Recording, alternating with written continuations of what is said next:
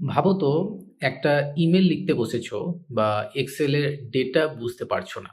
Meeting শেষ, কিন্তু কে কি বললো সব গুলিয়ে গেছে। আর ঠিক তখনই কেউ বলল, লিভ ইট টু মি। আসলে এই কেউটা মানুষ না, এই কেউটা হলো মাইক্রোসফট 365 কোপাইলট। কোপাইলটটা আসলে কি, এটা নিয়ে চলো ডিসকাস করি। মাইক্রোসফট 365 কোপাইলট হলো একটা জেনারেটিভ এআই পাওয়ার্ড অ্যাসিস্ট্যান্ট যা কাজ করে তোমার প্রতিদিনের অ্যাপের ভেতরেই বলতে মাইক্রোসফট ওয়ার্ড হতে পারে, মাইক্রোসফট এক্সেলে ধরো তুমি কাজ করছো বা আউটলুকে কাজ করছো, বা হতে পারে টিমস অ্যাপ্লিকেশন নিয়ে কাজ করছো বা পাওয়ার পয়েন্ট নিয়ে কাজ করছো। তো মানে আলাদা এটা কোনো টুল না, যেখানে তুমি কাজ করো মাইক্রোসফট কোপাইলট সেখানেই অ্যাক্সেসেবল। তো এই কোপাইলটের সাথেই আমরা একটা মস্তিষ্ককে পাই, অর্থাৎ কোপাইলট সিস্টেম হচ্ছে কোপাইলটের পিছনের মস্তিষ্ক। এই কোপাইলটটা কাজ করে একটা শক্তিশালী ইঞ্জিন দিয়ে, যাকে বলে কোপাইলট সিস্টেম। এই সিস্টেমটা তৈরি হয়েছে মূলত তিনটে শক্তির উপরে। সেই শক্তিগুলো কি? সেই শক্তিগুলো হচ্ছে মাইক্রোসফট 365 অ্যাপ্লিকেশন যেগুলো আছে, যেখানে তোমরা কাজ করো, তোমার কাজগুলো হয়, যেমন ডকুমেন্ট, ইমেল বা মিটিং বা অন্যান্য যে অ্যাপ্লিকেশনগুলো আছে। এটা বিজনেস অ্যাপ্লিকেশনও হতে পারে। তারপরে যে পয়েন্টটা হচ্ছে সেটা মাইক্রোসফট গ্রাফ, বা তারপরে যে শক্তিটি হলো সেটা হচ্ছে মাইক্রোসফট গ্রাফ। এটা কোপাইলটের চোখ বলা যায়। তোমার ইমেলে, ফাইলে, ক্যালেন্ডারে সব জায়গাতেই এর কনটেক্সট এর মধ্যে থাকে। তারপর সেই কনটেক্সটটা নিয়ে লার্জ ল্যাঙ্গুয়েজ মডেল কাজ করে, যেটা মানুষের মতো লেখা বুঝতে পারে, ভাবতে পারে এবং উত্তর দিতে পারে। তাহলে আ সব শুরু হয় তোমার মাথায়, এবং তারপর কোপাইলটের সাথে কথা বলার জন্য কোনো কোড জানা লাগে না বা কঠিন কমেন্ট দেওয়া লাগে না। শুধুমাত্র ন্যাচারাল ল্যাঙ্গুয়েজের মাধ্যমেই এই সমস্ত ৩ টে ক্ষমতাকে তুমি তোমার কাজে লাগাতে পারো। যেমন কি কাজ? যেমন এই মিটিংয়ের সারাংশটা বানাও, তুমি যদি মিটিংয়ে থাকো সেটা বলে দিতে পারো, বা এই এক্সেল থেকে আমাকে একটা ইনসাইট দাও, বা এই রিপোর্টটাকে একটা প্রেজেন্টেশনে আমাকে বানিয়ে দাও। তো এগুলো সহজেই করতে পারে। এরপরে বিষয়ে আসি যে গ্রাউন্ডিং এসে। কোপাইলট কেন এত স্মার্ট? বলছি এটা।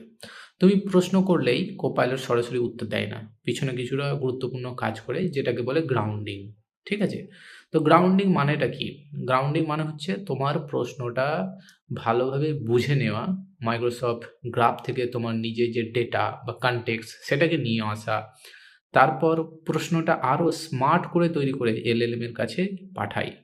তার ফলে কি হয়? না, তুমি পাও relevant information, actionable information, business ready উত্তর।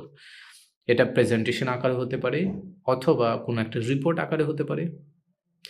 আগেই আমরা নিরাপত্তার বিষয় নিয়ে বলেছি যে রেসপন্সিবল এআই নিয়ে ডিসকাস করেছি। What is responsible AI? যদি না দেখে থাকো তাহলে দেখে নিতে পারো। তো এই জায়গাতেই কোপাইলট অন্যান্য অ্যাপ্লিকেশন থেকে থোড়া বহুত আলাদা। সেটা হচ্ছে রেসপন্সিবল এআই চেক করে, সিকিউরিটি চেক করে, কমপ্লায়েন্স চেক করে, প্রাইভেসি বাই ডিজাইন এটাকে করা হয়েছে। তোমার ডেটা দিয়ে কিন্তু মডেলগুলোকে ট্রেনিং করা হয় না। মানে এআই আছে, কিন্তু কন্ট্রোল এখন মানুষের হাতেই আছে। ঠিক আছে? তো কোপাইলট কি করে আসলে? অনেক কিছুই করে। তার মধ্যে কিছু জিনিস আমি এখানে মেনশন করছি। যেমন আম তুমি নতুন কনটেন্ট লিখতে চাও, ক্রিয়েট করতে চাও, তাহলে তুমি ইউজ করতে পারো। মিটিং বা চ্যাটের সামারি তৈরি করতে চাও, সেটা করতে পারো। ডেটা এনালাইসিস করতে চাও, সেটা করতে পারো। রিপিটিটিভ টাস্কগুলোকে অটোমেট করতে চাও, করতে পারো। ডিসিশন নিয়ে স্মার্ট একটা সাজেশন নিতে চাও, সেটাও করতে পারো। তো তোমার কাজের যে ফ্লো আ ভেঙে না দিয়ে এটা তোমাকে সাহায্য করে। কিন্তু একটা কথা মনে রাখবে যে কোপাইলট তোমার সহকর্মী, তোমার বদলি নয় বা তোমাকে রিপ্লেস করছে না। এআই এর উপর জাস্ট ব্লাইন্ড ট্রাস্ট নয়, হিউম্যান রিভিউ ইজ মাস্ট। ঠিক আছে? সেনসিটিভ ডেটা সবসময়ই যাচাই করো যে কোনটা এআই কে দেওয়া যাবে, কোনটা দেওয়া যাবে না। সেটা কিন্তু তোমার হাতেই। সেটা তোমাকে ডিসাইড করতে হবে। তো ভবিষ্যতের কাজ আজ থেকেই তোমাকে স্টার্ট করে দিতে হবে। মাইক্রোসফট কোপাইলট কাজ করার সব ধরনটাই একরকম বদলে দিয়েছে। কম সময় লাগছে, কম ম্যানুয়াল এফোর্ট লাগছে, আর বেশি স্মার্ট আউটপুট পাওয়া যাচ্ছে। ঠিকভাবে যদি প্রম্পট দিতে শেখো বা দায়িত্বশীলভাবে ব্যবহার যদি করতে পারো, আর Copilot-কে যদি তুমি ইউজ করতে পারো ঠিকঠাক, তোমার সবচেয়ে শক্তিশালী ওয়ার্কফ্লো কম্প্যানিয়ন কিন্তু আ এটিই হবে।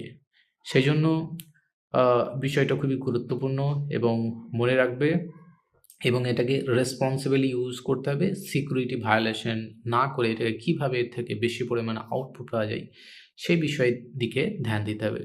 So thank you for watching this video. See you in the next one, in next topic. Till then, take care. Bye bye.